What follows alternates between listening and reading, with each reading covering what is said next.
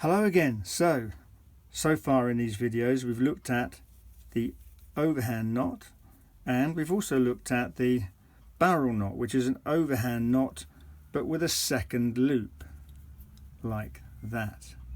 And this can be used to tie a double fisherman's knot, which is something I use a great deal. It's a nice knot to use on lanyards, for example. So what we're going to do is we're going to tie a blood knot or barrel knot around the blue line.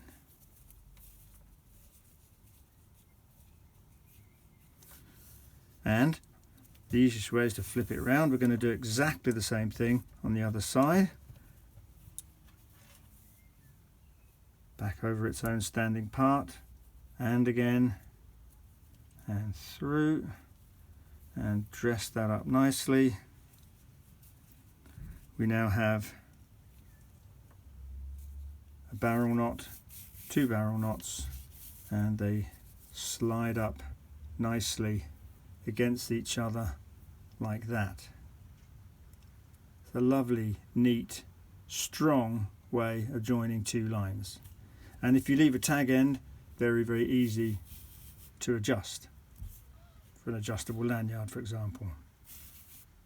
Double fisherman's knot.